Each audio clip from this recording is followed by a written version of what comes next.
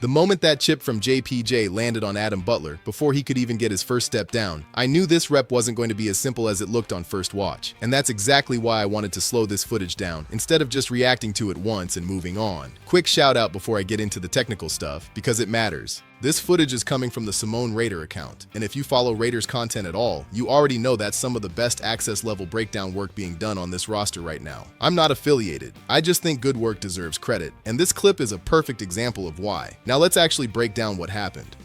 Start with the setup, because context changes everything about how you grade a one-on-one period. This is a pass rush drill. The offense knows exactly what's coming. There's no run fit to sell, no play action to hold a linebacker for half a second. Butler lines up already knowing he's rushing the passer, full go, nothing to disguise. That's an inherent edge for any defender in this kind of setting, and I want that on the table before anybody starts handing out grades based purely on who ended up on the ground.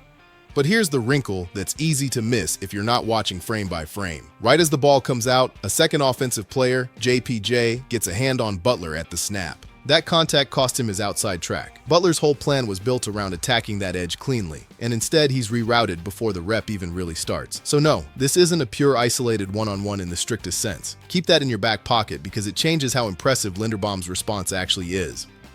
And his response is, honestly, the best part of this entire clip if you're a Raiders fan trying to find something to feel good about on the offensive line. Watch his hands. He resets them multiple times through the rep, and that sounds like a minor detail until you understand what it actually represents under the hood. Butler opens with a jab step to build his angle, then throws a cross chop with his right hand, trying to knock Linderbaum's outside arm out of the frame and create instant separation. It lands clean. Right hand connects, left hand follows to finish the disruption. For about half a second, you can see it on Linderbaum's face almost as much as his footwork. This rep looked over. I want to stay on that cross chop for a second because it's genuinely one of the cleaner individual pass rush moves you'll see out of an interior defender in a camp setting like this. Butler doesn't just barrel forward. There's a hesitation baked in, almost a bait, getting Linderbaum to settle his weight before the hand strike comes.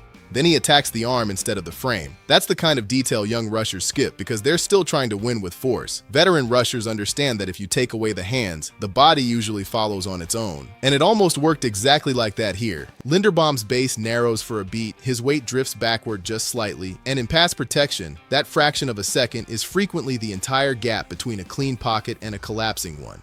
Then something happens that tells you a lot about how this kid's been coached. His right arm gets knocked completely off target, and instead of grabbing or panicking, he just resets it immediately, drives it back into Butler's chest, and reestablishes contact before Butler can cash in on the separation he just manufactured. That's not luck, that's trained. Hands get knocked away, hands come right back, every single time, no exceptions, because the moment you stop resetting is the moment one bad rep becomes a fully lost one. So Butler has to move to plan 2, and this is where you start to understand why he's viewed as one of the more polished veteran rushers in this building. First move gets neutralized, he doesn't rattle. He shifts into a push-pull, shoving Linderbaum backward to get him leaning, then yanking him forward to try to strip the anchor out from under him entirely. I'll flag something here too, because I want to be straight with you. His hands ride a little high through this sequence, up near the shoulder pad, close enough to the face mask that, depending on the angle, an official could flag it. Having played this game myself, I don't think that's a legitimate hands-to-the-face call. He's got shoulder pad, not mask. Somebody watching dead on from behind the play might see it differently, and I get why, but technically, I don't think that's a foul. Set that aside, because the push-pull is what finally closes this out. Butler shoves, pulls, and the leverage fight tips his way for good. I do think he wins this rep in the end, but I want to be fair to the guy on the other side of it, because this wasn't a blowout by any stretch. This was a center getting beaten by one move, recovering completely, forcing a second and third plan out of a veteran, and only losing once Butler had to dig into a fourth gear. That's a real building block for a young center to point to, even in a loss. Full recovery on the very first move is not nothing. That shows discipline under duress, and duress is exactly what August is designed to create. This is also where the contrast really starts to matter. Put Tyree Wilson next to this rep for a second, because it's instructive. A rusher without a second or third option just bull rushes, it doesn't work, and then there's nowhere left to go. Butler's got layers stacked on layers. Cross chop doesn't finish it. He's already moving into push-pull. That doesn't close it out immediately either. He stays in the rep, keeps working the hands, keeps adjusting the angle until the anchor finally gives out. An offensive lineman can survive one move from a guy like that. Surviving 4 is an entirely different problem. And that's the line between a rotational body and an actual weapon in this room. Think about what that means once real games start counting. A rusher with one gear is easy to game plan around. You tell your protection what to expect and you live with it. A rusher who has answers when his first plan fails forces protection units to earn every single snap, series after series, quarter after quarter. That's the kind of interior pressure that wears a line down over 4 quarters. Not just a highlight rep in a padless camp period. And it's exactly why a defensive line coach values a player like this on early downs just as much as third and long. There's a leverage piece here too. When a veteran shows 4 counters instead of 1, that changes how a coordinator scripts his reps the rest of camp, testing him against different builds instead of just cycling him through the same matchup. A rotational body doesn't earn that kind of individualized attention. A layered rusher does. Next rep, and I'll be honest, the camera angle makes this one tougher to grade. Kolton Miller lined up against an edge rusher, and from what I could make out, I think he actually played this about as well as you can and still ended up losing it. There's a structural reason tackle reps are just harder to walk away from clean compared to what we just watched inside. A center is working in a phone booth. Tight space, tight angles, and in that first rep, Linderbaum even had chip help at the snap. A tackle out on the edge is defending open grass with almost no help at all, and that alone shifts the math on every single rep before technique even enters the conversation. There's also a body type reality here that shows up across this entire practice period and doesn't get talked about enough. When you're the bigger, stronger player lined up against another bigger, stronger player, leverage fights tend to break your way more often than not. But when a tall, powerful tackle gets matched against a rusher built purely for speed and bend, that fight gets harder no matter how sound your fundamentals are. From what I could see, this rusher sold a shoulder fake outside, redirected back in, then worked back out again in what looked like an advanced counter sequence. I couldn't get a clean read on exactly how the disengagement finished with Miller's hands. The tape just isn't sharp enough there, but the rusher clearly got skinny and got around the corner. That's not a bad rep from Miller. That's actually a solid one technically. It's just a losing rep against something genuinely advanced. I'll say this too, because it's an honest limitation of grading camp tape without coach's film. I can't tell you exactly where this rusher was aligned before the snap. Wide 9, wide 7, a tighter 5 technique, I genuinely can't confirm it from this angle, and alignment changes everything about how much space a tackle actually has to defend. A rusher starting wide gets to build speed before he ever has to engage. A rusher starting tight has to win right at the line, and that's a completely different test. Without locking that down, I'd rather tell you this grade comes with an asterisk than pretend I've got full clarity on something the footage simply doesn't show. What I will say with confidence is that reps like this one are exactly why tackle evaluations take longer to settle than interior ones. A center's world is small and repeatable. A tackle's world changes shape depending on splits, depth, and whatever look the rusher gives him pre-snap. Miller's technique held up here. His hands were active, his base stayed disciplined through the redirect, and he never got caught leaning one direction long enough to be fully exposed. Against an advanced counter like that, sound technique sometimes just isn't enough on its own. And that's a different conclusion than saying the technique itself was flawed. Coaches watching this back are far more likely to flag the alignment question than they are to flag Miller's actual footwork. And that distinction matters when it comes time to talk about who's trending up on this line. Last rep, and this is the one I think matters most for where this camp goes from here. Trey Zujeune at right tackle against Buddy Johnson. And I'll say it plainly, this is not a good rep for the rookie. I know what the draft profile said about him. Best pass blocking tackle in his class, according to PFF grading coming out of the process.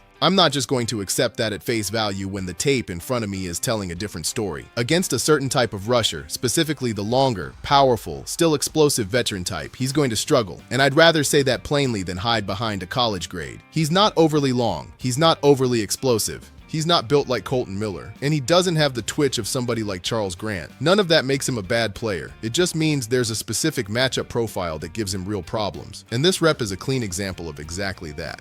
Give Johnson his credit too, because context cuts both ways here, just like it did with Butler. This is a 6 or 7 year veteran, mostly a practice squad body across his career, but that kind of mileage still counts for something on a rep like this. He lines up in a tighter split instead of wide, hand in the dirt, and rather than setting up a move or hesitating at all, he just goes straight to speed off the snap. Double hand swipe to clear Zujeune's hands out of the way, and the rookie simply doesn't have the depth to recover. He's beaten to his landmark before the rep even develops. Once a tackle loses that race, there's almost no getting it back. His feet don't move well enough through that phase, and his hands end up on the backside of the rusher instead of in a position to redirect him up the field. That's about as clean a loss as this drill produces. What stands out watching Johnson operate is how little wasted movement there is in his approach. Some rushers try to sell a move first, giving the tackle a half count to diagnose what's coming. Johnson skips that step entirely. He trusts his get-off, trusts his first two steps, and forces the tackle to win purely with feet and depth instead of a read. That's a veteran mentality built off years of understanding that against a rookie, especially before pads fully come on, pure suddenness off the ball is often enough by itself. No wasted motion, no hesitation,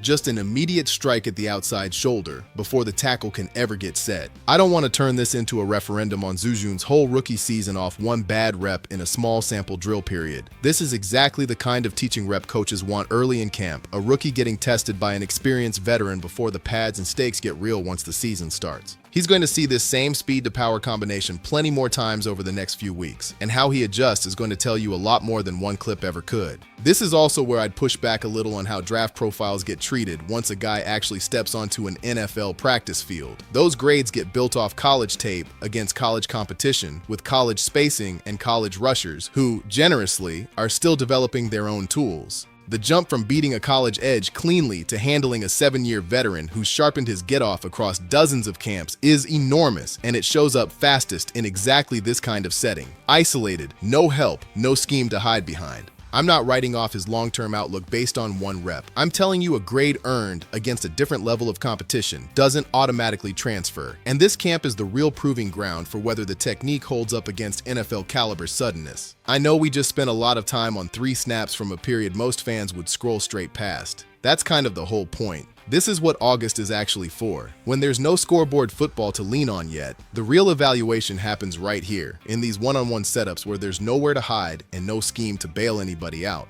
So zoom out for a second and think about what these 3 reps actually tell you about where this roster stands heading into the rest of camp. Up front on defense, there's legitimate depth and layered rush plans at multiple spots, not just one name carrying the group by himself. That matters over a 16 or 17-week season once injuries and snap counts start piling up in November. On the offensive line, it's a mixed picture. And honestly, that's pretty normal for this point in camp. A veteran center who's already shown he can absorb a good rep and stay in the fight. A tackle who's technically sound even against a tough advanced look, and a rookie who's going to need real reps against real NFL speed before that draft profile starts translating consistently on Sundays. None of that should alarm anybody. It's just the honest state of things in early August.